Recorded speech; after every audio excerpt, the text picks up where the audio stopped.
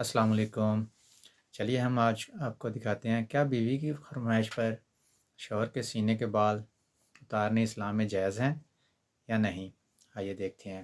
مسعود famous scholar مفتی طارق مسعود speeches کو subscribe کر کے بیل آئیکن پہ ضرور کلک کریں، جزاک اللہ۔ اچھا بھائی، بیوی کی خواہش پر سینے کے بال صاف کرنا، اگر کسی کی بیوی اس کے سینے کے بالوں کو یا جسم کے دوسری جگہ کے بالوں کو پسند نہ کرتی ہو تو کیا وہ انہیں ہمیشہ کے لیے کٹوا سکتا ہے یا نہیں؟ محمد شاہد کانپور سے۔ مرد جو ہے نا، سینے کے بال یا کہیں اور جسم میں جو ٹانگوں واگوں کے بال ہوتے ہیں، یہ تو مردوں کے ہوتے ہی ہیں، اور ہم نے کبھی نہیں دیکھا صدیوں تک مردوں نے ان کو کاٹنے کی کوشش کی، اور کبھی بھی نہیں۔ اب مردوں میں رواج چل پڑا ان بالوں کو کاٹنے کا، تو اس کی زیادہ تر وجوہات تو ہوتی ہیں جو جن میں نسوانیت ہوتی ہے نا، وہ یہ بالوں کو کاٹتے ہیں، ورنہ مرد تو نہیں کاٹتے یہ بال، تو ہمیشہ سے رکھتے ہی آئے ہیں۔ جو اللہ نے قدرتی طور پہ مردوں کو سینے پہ بال دیے ہیں یا ٹانگوں پہ بال دیے ہیں، تو وہ خواتین کی طرح وہ بھی شروع ہو گئے ہیں آج کل بالوں کو صاف کرنا،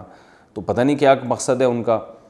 بعض مرد یہ کہتے ہیں کہ ہمارے سینے کے بال اتنے زیادہ بڑے ہو جاتے ہیں کہ اس میں پسینہ جم جاتا ہے، بدبو آتی ہے، تو بھائی روز نہا لیا کرو۔ لیکن بہرحال ان بالوں کے کاٹنے یا نہ کاٹنے کے بارے میں ہمارے پاس شریعت میں کوئی واضح حدیث یا قرآن کی آیت موجود نہیں ہے۔ اتنی بات ہے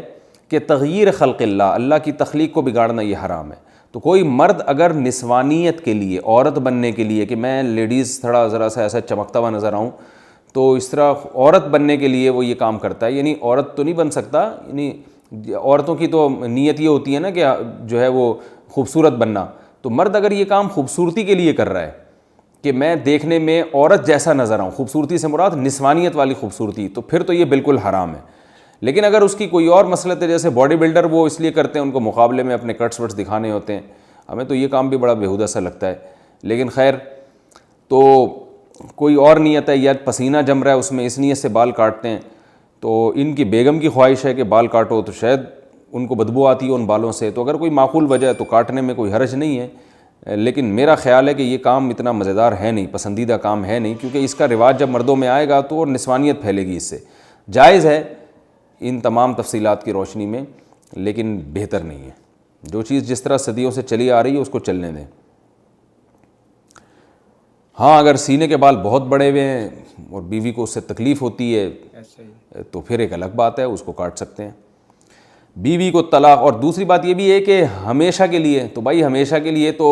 کیا پتہ آپ کی بیگم کا انتقال ہو جائے، اللہ نہ کرے، اللہ ان کو زندگی دے، پھر آپ کو دوسری شادی کرنے کی ضرورت پیش آئے، تو پھر وہ نئی والی بیوی آئے، اس کو بال، وہ کہے کہ بھائی مردوں کے تو بال ہوتے ہیں جسم پہ، آپ کے تو بال ہی نہیں ہیں، مجھے تو ایسا آدمی چاہیے جو جس میں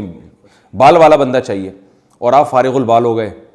تو ہمیشہ کے لیے نہ کاٹیں، میرا خیال ہے اس کو جو ہے وہ ایک آپشن رکھیں۔ اب آپ کی بیگم کہیں گی کہ کیا میں مر جاؤں گی، آپ نے یہ سمجھا ہوا ہے کہ میں مر جاؤں گی، تو آپ بتائیں کہ جو ہے مجھے امید ہے تم نہیں مرو گی، لیکن جیسے میں بھی تو مر سکتا ہوں نا، تو تم بیوہ ہو سکتی ہو، تو ایسا الٹا بھی تو ہو سکتا ہے نا۔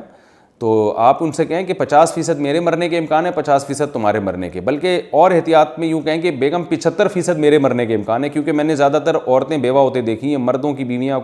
کی رپورٹ مرنے کی ذرا کمی ہے، تو آپ کہیں کہ 75% میرے مرنے کا امکان ہے، 25% تمہارا امکان ہے،